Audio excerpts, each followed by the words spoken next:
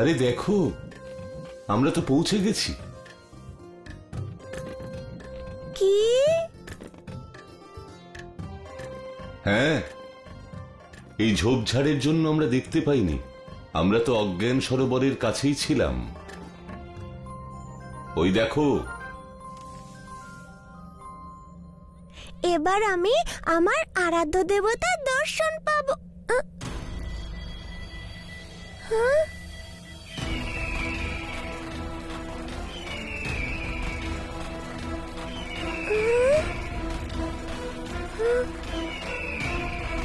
কোথায় এসেছি? এ কোন স্থান? অজ্ঞান সরোবর। এখানেই তো আমাদের আসার কথা। আমাদের তো জ্ঞান সরোবরে যাওয়ার কথা। জ্ঞান সরোবর? মুনিবার, আপনি আমার সাথে পরিহাস করছেন না তো? কে বলেছে তোমায় জ্ঞান সরোবরের বিষয়? হয়তো সেই তোমার সঙ্গে পরিহাস করেছে।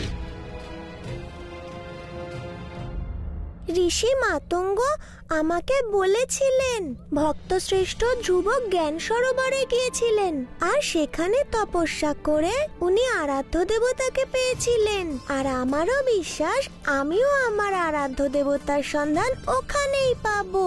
ও, তাহলে তুমি আরাধ্য দেবতার খোঁজে এসেছো? আপনাকে তো আমি বলেছিলাম।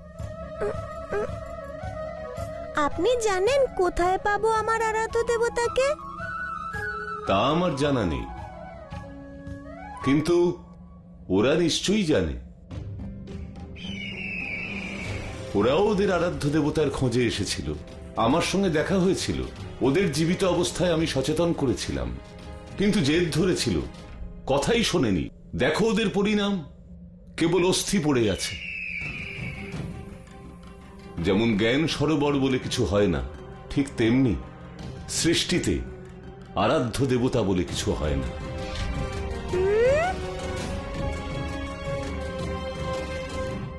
আপনার মতন মহাপুরুষের কাছে আমি শুধু ক্ষমা ভিক্ষাই করতে পারি। ক্ষমা করে দিন, ক্ষমা করে দিন ঋষিবর। দয়া করে ক্ষমা করে দিন আমাদের।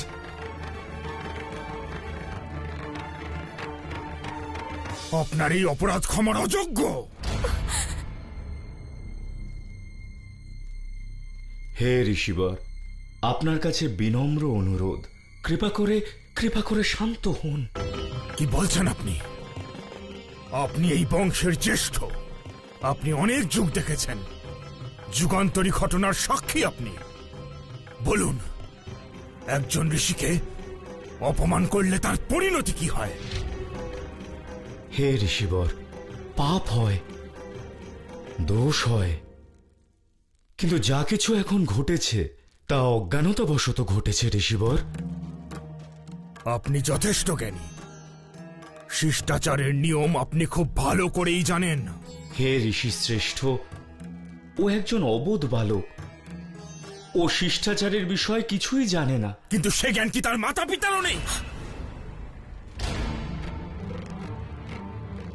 মারুতি কোথায় ওনারা যদি নাই জানতেন, তাহলে আমাকে অপেক্ষা করানো উচিত হয়নি। অনর্থক সব কথা বলে আমার সময় নষ্ট করালেন।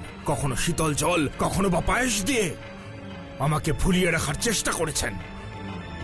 এই সব কিছুর আড়ালে একটি সত্যকে লুকোনোর চেষ্টা। মাতার প্রধান কর্তব্য হলো তার সন্তানকে সঠিক শিষ্টাচার শেখানো, আর এটা দেবী অঞ্জনীর অক্ষমতা। জ্ঞান সরোবর আরাধ্য দেবতা, এ সবই মনের ভ্রম। তোমার মতো সরল মনের শিশুরাই তো এই কাল্পনিক কাহিনী বিশ্বাস করে। এ কাল্পনিক কাহিনী নয়, ভক্তশ্রেষ্ঠ ধ্রুবর ভক্তিও যথার্থ ছিল, আর ওনার আরাধ্য দেবতার সাথে সাক্ষাৎ। আর সেই জন্যই আমিও ওনার মতোই ততক্ষণ অন্ন জল গ্রহণ করব না যতক্ষণ না। ততক্ষণ কি?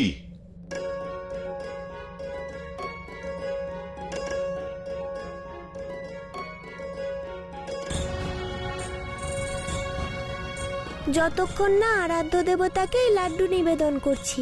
আরে বাহ, মায়ের হাতে বানানো আরেকটা লাড্ডু। দেখছি তোমার এই ঝোলাটা তো চমৎকার, নাকি তুমি এটা লুকিয়ে রেখেছিলে? যখন তুমি এটা বুঝেই গেছো যে আরাধ্য দেবতা বলে কিছু হয় না, তাহলে নিঃসংকোচে তুমি এটা খেয়ে নিতে পারো। কিন্তু অর্ধেক তুমি আর অর্ধেক আমি। দাও। মাতা, প্রভু মারুতিকে এরূপ করতে কেন বাধ্য করছেন? এত যত্ন করে বাঁচিয়ে রাখা বিশেষ লাড্ডু ওনারা দুজনই খেয়ে ফেলার কথা বলছেন, কারণ আরাধ্য তো কেউই নেই। মাতা, কিছু করুন। তোমাদের কি মারুতির মনোবল আর ভক্তির উপর বিশ্বাস নেই? এ ওর অন্তিম পরীক্ষা। এখন যা করার মারুতিকেই করতে হবে।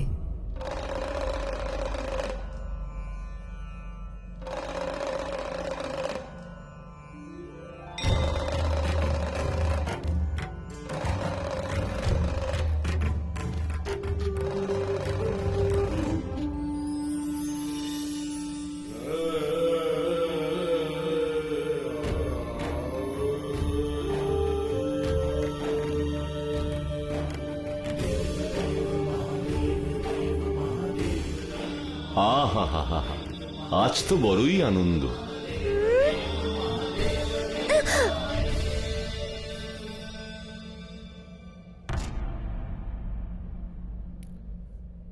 আপনি একদম ঠিক বলছেন ঋষিবর, এ আমারই দোষ, সব আমারই দোষ।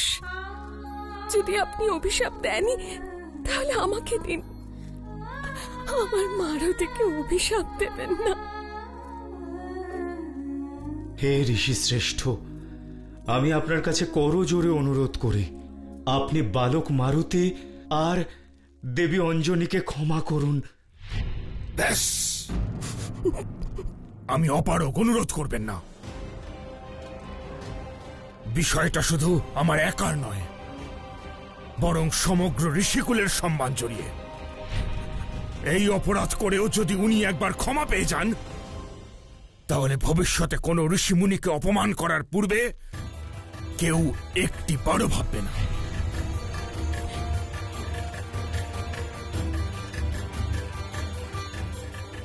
হে প্রভু, আমার দৃঢ় বিশ্বাস এসবই আপনার রচিত মহালীলা।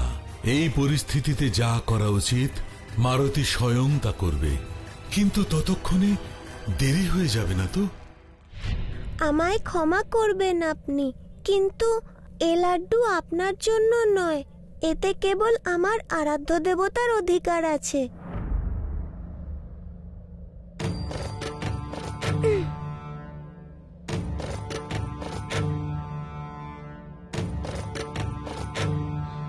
এখনো তুমি সেই কল্পনায় মগ্ন। কেমন মূর্খ তুমি! আমি দেখতে পাচ্ছি তুমি ক্ষুধার্ত। ক্ষুধার জ্বালায় তোমার মুখ শুষ্ক হয়ে গেছে। মুনিবর, আপনি ঠিকই বলেছেন, খিদে তো পেয়েছে, কিন্তু এতটাও না যে আমি লক্ষ্যভ্রষ্ট হব। আরাধ্য দেবতাকে নিবেদন না করে আমি কিচ্ছু খাবো না। কে আরাধ্য? কিসের আরাধ্য? কবে, কোথায় পাওয়া যাবে? কতদিন ক্ষুধার্ত হয়ে এই জঙ্গলে ঘুরে বেড়াবে? একদিন, এক মাস, এক বছর, কতদিন? ভক্ত শ্রেষ্ঠ ধ্রুব যখন না খেয়ে মাসের পর মাস কাটাতে পারেন, তাহলে আমি পারবো না কেন? তাতে প্রাণ ত্যাগ করতে হলেও আমি প্রস্তুত আছি, কিন্তু আমি পথভ্রষ্ট কিছুতেই হব না। আমি প্রতিজ্ঞা করছি, আরাধ্য দেবতার সাক্ষাৎ না পেলে আমি ফিরে যাব না।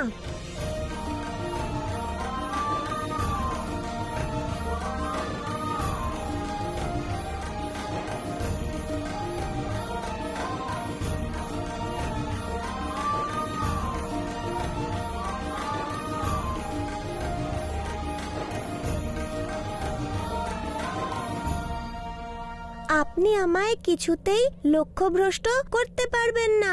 জেদ করো না, আর আমার ধৈর্যের পরীক্ষা নিও না। তুমি কি জানো কি বলছো? দিনের পর দিন এইভাবে অভুক্ত থাকাটা মোটেই সহজ কাজ নয়। যখন গৃহ ত্যাগ করেছিলাম আমি তখনই তা জানতাম। যে পথে চলা শুরু করেছি তা আর যাই হোক খেলা তো নয়, তাহলে ভয় কিসের? বেশ তো, তবে দেখা যাক কতদিন ধরে তুমি এই ক্ষুধা আর তৃষ্ণা সহ্য করে থাকতে পারো।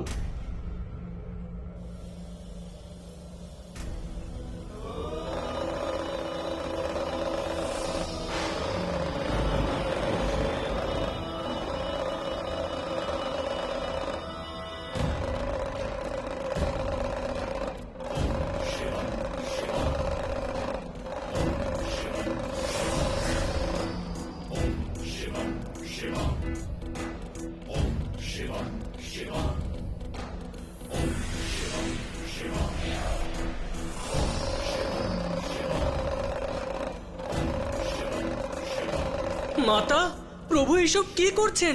মহাকাল কালচক্রকে তীব্র গতিতে এগিয়ে নিয়ে যাচ্ছেন, যেন সময় চক্রের মায়া মারুতি যেন বুঝতে পারে।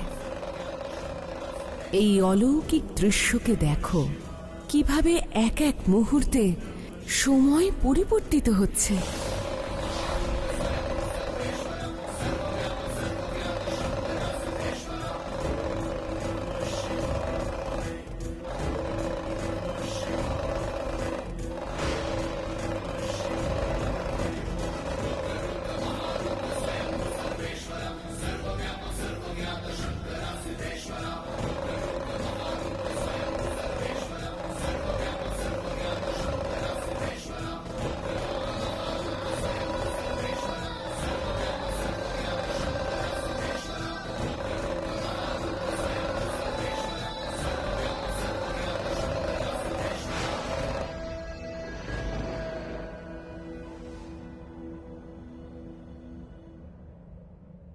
এখন কেমন লাগছে বৎস?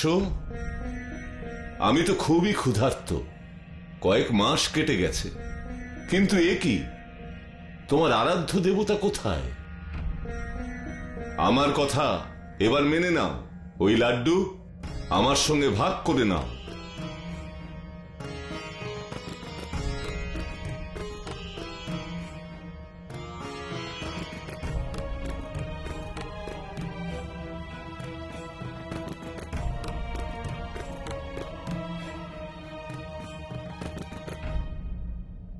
মাত্র কিছু মাসই তো পেরিয়েছে, এখনো সারা জীবন বাকি। আরাধ্য দেবতাকেও পেয়ে যাব আর ওনাকে এই লাড্ডু নিবেদনও করব। মতিভ্রম হয়েছে তোমার। সারা জীবন কোনো প্রাণী অন্ন জল ছাড়া কাটাতে পারে না। যতক্ষণ তোমার প্রাণ আছে তোমার শরীরে অন্ন জলের প্রয়োজন পড়বেই। এটা সৃষ্টিকর্তা ব্রহ্মার তৈরি করা নিয়ম, বুঝেছো? মুনিবর, ব্রহ্মাদেবের এই নিয়ম যতটা অটুট, আমার এই প্রতিজ্ঞাও ততটাই অটুট।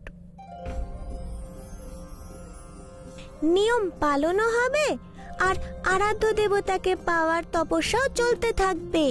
অসম্ভব! আপনিই তো বললেন যতক্ষণ আমাদের প্রাণ আছে ততক্ষণ আমাদের দেহে অন্ন জলের প্রয়োজন, তাই তো? তাহলে ঠিক আছে, এবার আমি আমার প্রশ্বাস ধরে রাখবো। তাহলে আমার খিদেও পাবে না, তৃষ্ণাও পাবে না। আর আমি ততক্ষণ প্রশ্বাস ধরে রাখবো যতক্ষণ না আমার আরাধ্য দেবতা স্বয়ং এসে দর্শন দিচ্ছেন।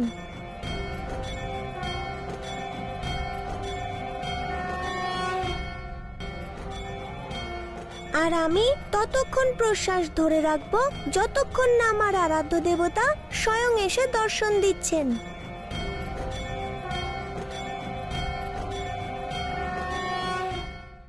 মাতা, এ কেমন শপথ নিল মারুতি? কে বলতে পারে এই মহাপরীক্ষার অন্ত কোথায়?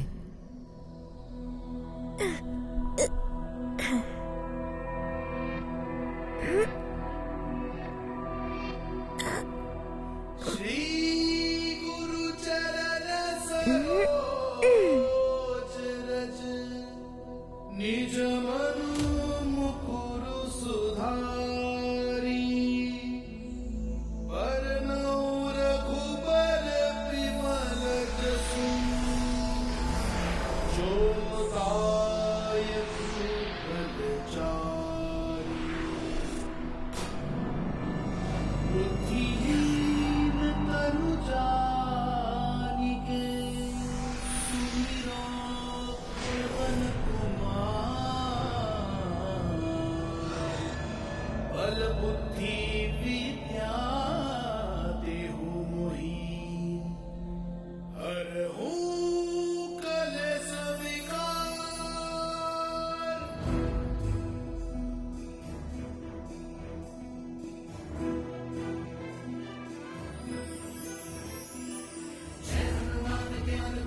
পবনদেব, আপনি সমগ্র ব্রহ্মাণ্ডের বায়ুকে কেন স্থির করে দিলেন?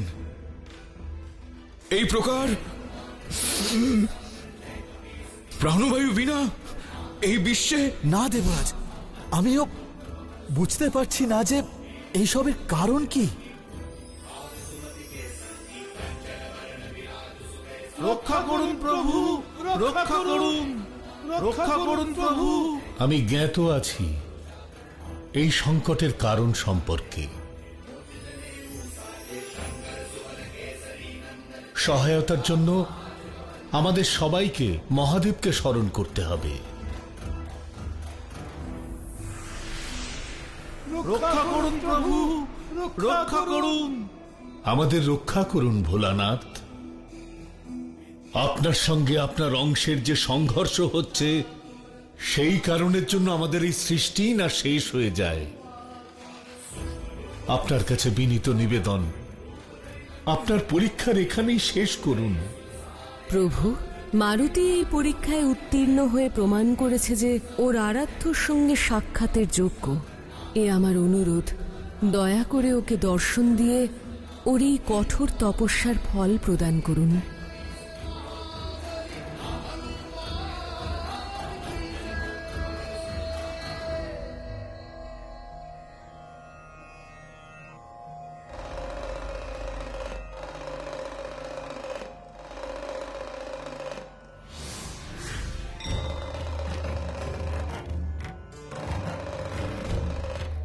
মারুতি, এবার নিজের চোখ খোলো পুত্র।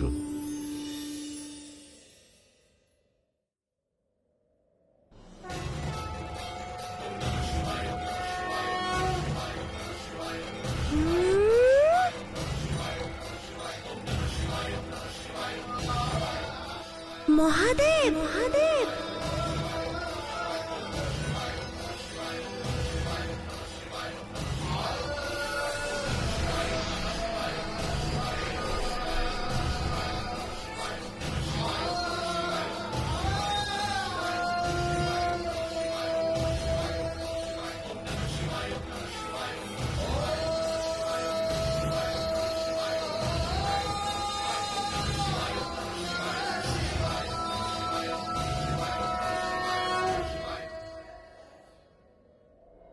কৃপানিধি শিব শম্ভুকে অঞ্জনী পুত্রের প্রণাম।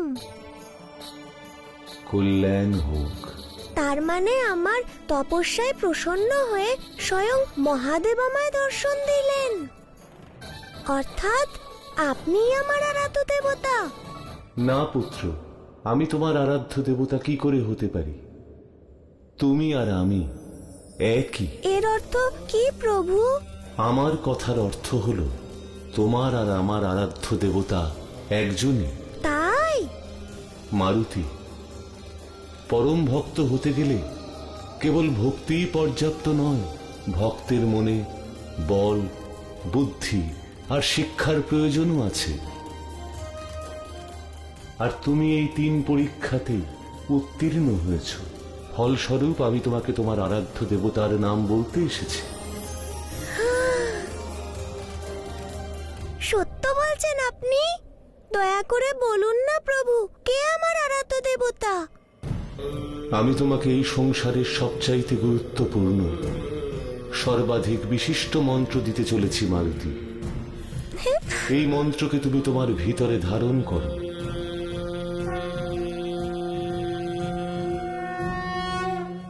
দেবী অঞ্জনী, আপনার আর আপনার পুত্রের দুঃসময় আসতে চলেছে।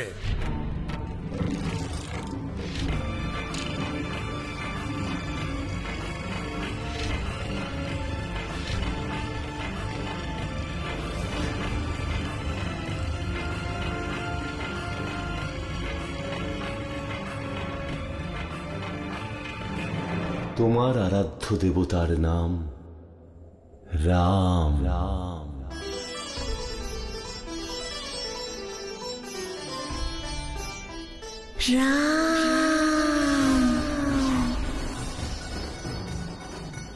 রাম